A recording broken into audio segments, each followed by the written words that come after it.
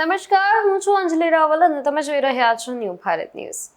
ગુજરાતમાં છેલ્લા કેટલાક દિવસોથી પડી રહેલી અસહ્ય ગરમી અને ઉકળાટ વચ્ચે હવામાનમાં અચાનક મોટો પલટો આવ્યો છે। હવામાન વિભાગની આગાહીના પગલે આજે વહેલી સવારથી જ અરવલ્લી તેમજ મહીસાગર જિલ્લામાં કાળા ડિબાંગ વાદળો સાથે વરસાદ ખાબક્યો હતો। લાંબા સમયના બફારા બાદ મેઘરાજાની એન્ટ્રી થતાં જ સમગ્ર પંથકના તાપમાનમાં મોટો ઘટાડો નોંધાયો હતો અને લોકોને ગરમીમાંથી રાહત મળી હતી। ગુજરાત રાજ્યના પોલીસ અધિકારીઓ અને કર્મચારીઓ માટે મહત્વપૂર્ણ રાહતરૂપ નિર્ણય લેવામાં આવ્યો છે।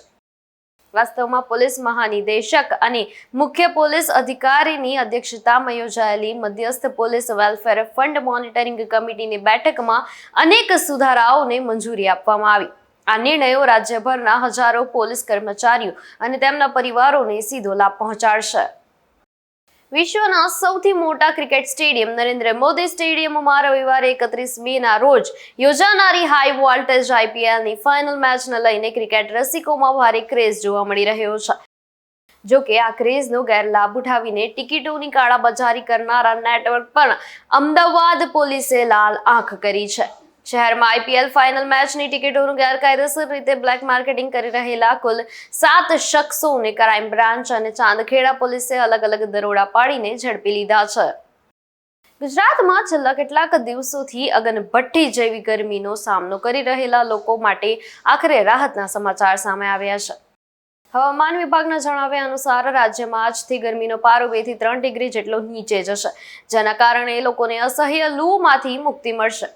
હાલમાં અમદાવાદ 43.1 ડિગ્રી અને ભાવનગર 42.7 ડિગ્રી સાથે સૌથી ગરમ નોંધાયા છે, પરંતુ ઉત્તર અને મધ્ય ગુજરાત તરફથી આવી રહેલી વરસાદી સિસ્ટમને કારણે તાપમાન ઝડપથી ઘટી જશે। કર્ણાટકમાં ધારાસભ્ય દળની બેઠક યોજાશે। ડેપ્યુટી સીએમ ડીકે શિવકુમારને નેતા તરીકે પસંદ કરવામાં આવી શકે છે। ડીકે 1 જૂને નવા મંત્રીઓ સાથે સીએમ પદના શપથ લઈ શકે છે। 4 ડેપ્યુટી સીએમ પણ બનાવવામાં આવી શકે છે। સીએમ સિદ્ધારમૈયાએ 28 મેના રોજ રાજીનામું આપ્યું હતું। રાજીનામું આપ્યાના એક દિવસ પછી જ સિદ્ધારમૈયા શુક્રવારે દિલ્હી પહોંચ્યા। અહીં તેમણે કોંગ્રેસ નેતા રાહુલ ગાંધી અને પાર્ટી અધ્યક્ષ મલ્લિકાર્જુન ખડગે સાથે મુલાકાત કરી। ભારતની 19 વર્ષીય ઊંચી કૂદ ખેલાડી પૂજા સિંહે હોંગકોંગમાં આયોજિત એશિયન U20 એથ્લેટિક્સ ચેમ્પિયનશિપમાં ઇતિહાસ રચી દીધો છે। પૂજાએ શાનદાર પ્રદર્શન કરતા 1.93 મીટરની આકાશી છલાંગ લગાવીને મહિલા હાઈ જમ્પનો 14 વર્ષ જૂનો રાષ્ટ્રીય રેકોર્ડ તોડી નાખ્યો છે અને ગોલ્ડ મેડલ પોતાના નામે કર્યો છે।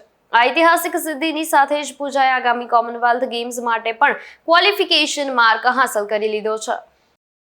વૈશ્વિક સ્તરે અને ખાસ કરીને મધ્ય પૂર્વના દેશોમાં ચાલી રહેલા સંઘર્ષના કારણે ઉર્જા સંકટ વધુ ઘેરું બન્યું છે, જેની સીધી અસર હવે ભારતના સ્થાનિક બજારો પર જોવા મળી રહી છે। મુંબઈ અને તેની આસપાસના મેટ્રોપોલિટન રિજિયનમાં સીએનજીના રિટેલ ભાવમાં પ્રતિ કિલો ₹2 નો વધારો ઝીકવામાં આવ્યો છે। આ ભાવ વધારો 29 મે 2026ની મધ્યરાત્રિથી જ લાગુ કરી દેવામાં આવ્યો છે।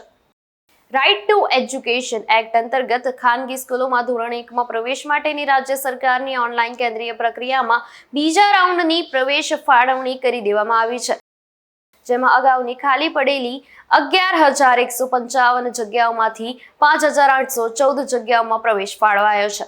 આમ બીજા રાઉન્ડની પ્રવેશ ફાળવણી બાદ પણ 5,341 જગ્યાઓ હજુ ખાલી રહી છે। 45,815 વાલીઓએ સ્કૂલની પુનઃ પસંદગી ન કરતા મોટી સંખ્યા જગ્યાની જે છે એ ખાલી રહી ગઈ છે। દેશની સૌથી મોટી એરલાઇન કંપની ઇન્ડિગોની પેરેન્ટ કંપની ઇન્ટરગ્લોબ એવિએશનને માર્ચ 2026ના રોજ પૂરા થયેલા ક્વાર્ટરમાં મોટું નુકસાન વેઠવું પડ્યું છે। કંપનીએ 29 મેના રોજ પોતાના ચોથા ક્વાર્ટરના નાણાકીય પરિણામો જાહેર કર્યા છે, જેમાં કંપનીને 2536 કરોડ રૂપિયાની ચોખ્ખી ખોટ થયું હોવાનું સામે આવ્યું છે। અમેરિકાએ ઈરાન વિરુદ્ધ આર્થિક દબાણ અભિયાનને વધુ તેજ કરી દીધું છે। વોશિંગ્ટને તહેરાનને મોટો આર્થિક ઝટકો આપતા ઈરાન સાથે જોડાયેલા આશરે $1 અબજના ક્રિપ્ટોકરન્સી ફંડ જપ્ત કરી લીધા હોવાનો દાવો કર્યો છે। આ કાર્યવાહી અમેરિકાના ઓપરેશન ઇકોનોમિક ફ્યુરી અભિયાન હેઠળ કરવામાં આવી છે, જેનો મુખ્ય હેતુ ઈરાનની નાણાકીય શક્તિને તોડી પાડવાનો છે। સમાચારમાં હાલ માટે બસ આટલું જ। વધુ સમાચાર જોવા માટે જોતા રહો ન્યૂ ભારત ન્યૂઝ। નમસ્કાર।